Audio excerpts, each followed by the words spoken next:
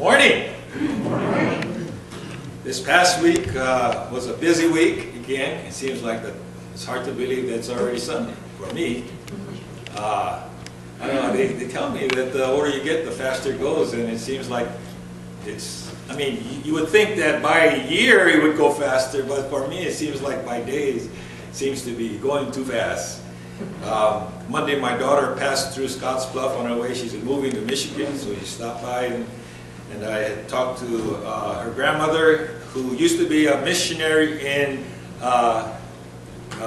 she was a foreign agent for a missionary in Japan, Betty and Bill Turner. Bill has passed away, but Betty is now living in Florida. And Tim Turner, the son, has taken over the mission over in Central Japan Christian Mission.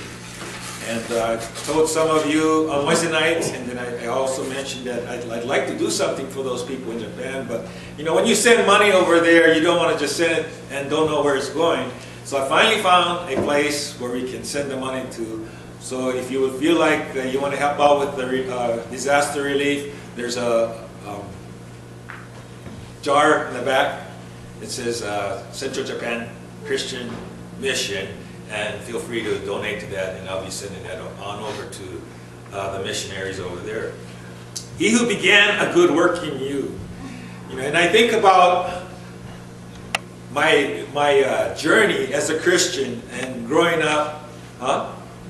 The mic's on. Maybe you got to turn it up. But I'm thinking about my journey as a Christian through life, and how many of us that are Christians know what it's like to start off on your journey as a Christian. And sometimes it's kind of a little rough around the edges. But when I think about how I look back and I think of my journey and how he began a good work way back in ever since I could remember, because I basically was sent to the church when I was really a little kid, baby, and I kind of grew up in a church, and then I look at that time growing up and how I was a really shy, bashful kid that kind of was always not very outgoing at all. And you know, I hear about this psychologists that say, well, you're an introvert or you're an extrovert. Well, I really believe that if you have an excitement for Jesus and what he's done in your life, you know, you'll be an extrovert. You'll be so excited about telling about what Jesus has done in your life that you can't contain it. You just got to let it out and let the whole world know what Jesus has done in your life. Well, we've been reading through Genesis, and now we're at the part where, you know, last week we heard about Joseph and how he ended up in the palace, and his Caesar's, Potiphar's wife wanted him so bad because he was handsome, and she grabbed his cloak and he escaped, and he got out of there as fast as he could. And the thing is that Joseph, ever since he was tiny, growing up, God began this good work in him. Now, did he know that? Well, he may not have known that, but he trusted God, that God was going to be faithful no matter what happened in his life. And we know that, you know, he ended up being the favorite kid and had that coat of many colors, an ornate robe, as it's described in the New International Version. And that the brothers were jealous about him, and then they sold him to slavery. And so all this hardship that Joseph was going through, and yet he remained faithful. And here he is in Egypt, far away from home, and ends up in this situation where he ended up in prison because this woman wanted him so bad. And so he ended up in prison. But you know, God had a plan. And he knew that no matter what he did, he was going to remain faithful to God. Sometime later, the cupbearer and the baker of the king of Egypt offended your master, the king of Egypt. Pharaoh was angry with his two officials, the chief cupbearer and the chief baker, and put them in custody in the house of the captain of the guard, in the same prison where Joseph was confined. The captain of the guard assigned them to Joseph, and he attended them. And after he had been in custody for some time, each of the two men, the cupbearer and the baker of the king of Egypt, who were being held in prison, had a dream the same night, and each dream had a meaning of its own. Now we remember back when Joseph had his dream, right? And he kind of interpreted his dream, but this dream was about how, the shears bow down to, the 11 shears bow down to the one, and then also the sun, moon, and stars bow down to the one. And so in that dream, the brothers, basically they knew what the dream meant. The father knew what the dream meant. Is that basically someday the brothers and the family would actually bow down to Joseph. Now it sounds like a far-fetched story that this would ever come to pass. But guess what? Here is Joseph now in Egypt. And he is faced with this situation where these two men are having these dreams. And when Joseph came to them the next morning, he saw that the officials were dejected. So he asked Pharaoh's officials who were in custody with him in his master's house, "Why do you look so sad today?" "We both had dreams," he answered, "but there is no one to interpret them." Then Joseph said to them, Do not interpretations belong to God? Tell me your dreams." So the chief cupbearer told Joseph in his dream. He said to him, "In my dream, I saw a vine in front of me, and on the vine were 3 branches. As soon as it budded, it blossomed, and its clusters ripened to grapes. Pharaoh's cup was in my hand, and I took the grapes, squeezed them into Pharaoh's cup, and put the cup in his hand." "This is what it means," Joseph said to him. The 3 branches are 3 days. Within 3 days, Pharaoh will lift up your head and restore you to your position. And you will put Pharaoh's cup in his hand, just as you used to when you were his cupbearer. But when all goes well with you, remember me remember me and show me kindness. Now you remember here, he's telling this dream, but he's saying, when you get out of here and you get restored to your position, don't forget me. That I told you about this dream and that I helped you interpret this dream so that you can be freed. And so just kind of put that in the back burner right now. Pharaoh, and mention me to Pharaoh and get me out of prison. I was forcibly carried off from the land of the Hebrews, and even here I have once done nothing to deserve being put in a dungeon. And when the chief baker saw that Joseph had a favorable interpretation, he said to Joseph, "I too had a dream. On my head were 3 baskets of bread, and on top of the baskets were all kinds of baked goods for Pharaoh. But the birds were eating out of the basket on my head." "This is what it means," Joseph said. "The 3 baskets are 3 days. Within 3 days, Pharaoh will lift off your head and impale your body on a pole, and the birds will eat away your flesh." Now, if I was the cupbearer, I'd be pretty frightened about this interpretation of the dream.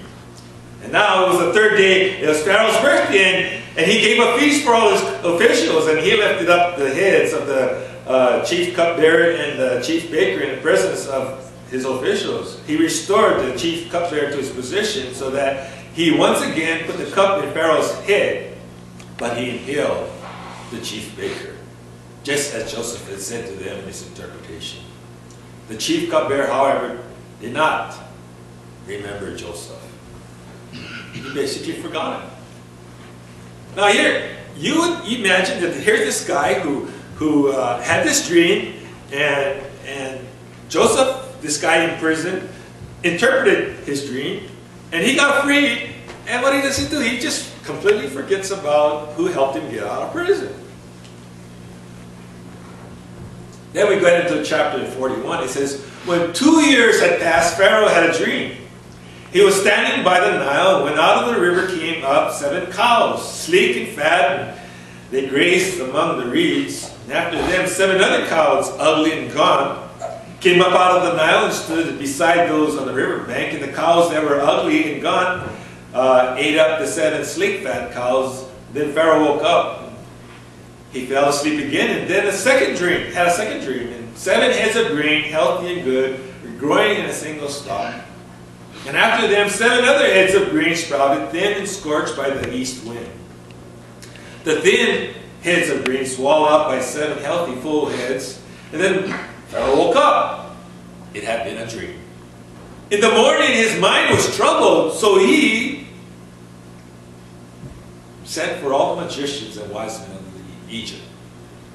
So, here he is. He has this dream, and you're wondering, what in the world does this dream mean? It's kind of bothered him. And so he calls all his magicians and all the wise men in all of Egypt.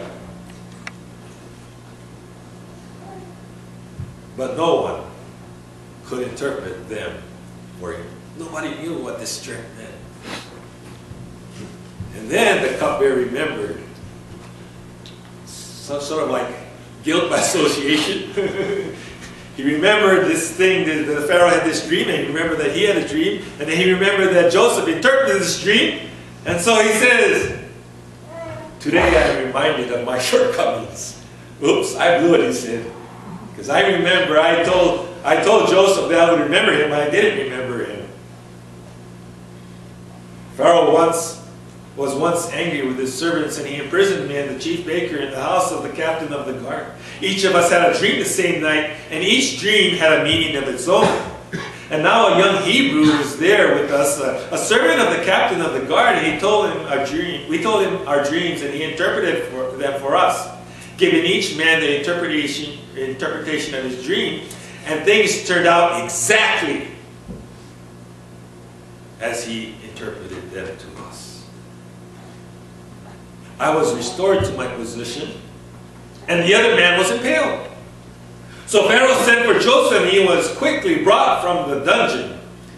And when he had shaved and changed his clothes, he came before the Pharaoh.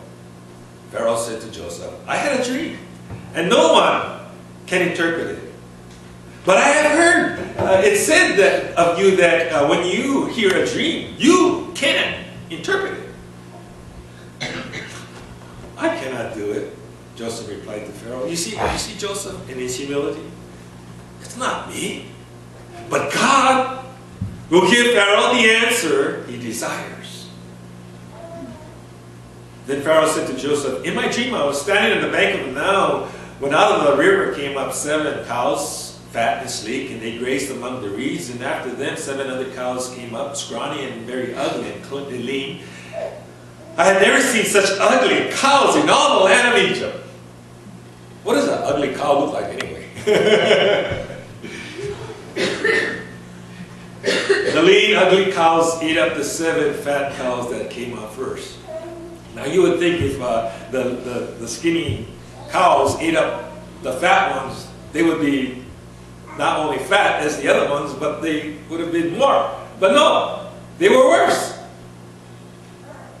Then I woke up. So can you imagine if you had a dream like that? What would you think, Maybe you might think it was a nightmare. It says, in my dream I saw 7 heads of grain full of good and growing on a single stalk. After them 7 other heads sprouted, withered and thin and scorched by the east wind. The thin heads of grain swallowed up the 7 good heads.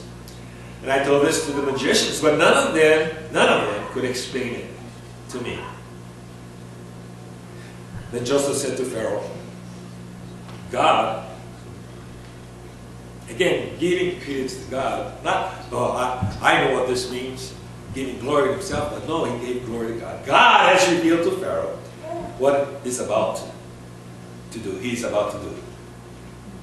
The 7 good cows are 7 years, and the 7 good heads of grain are 7 years.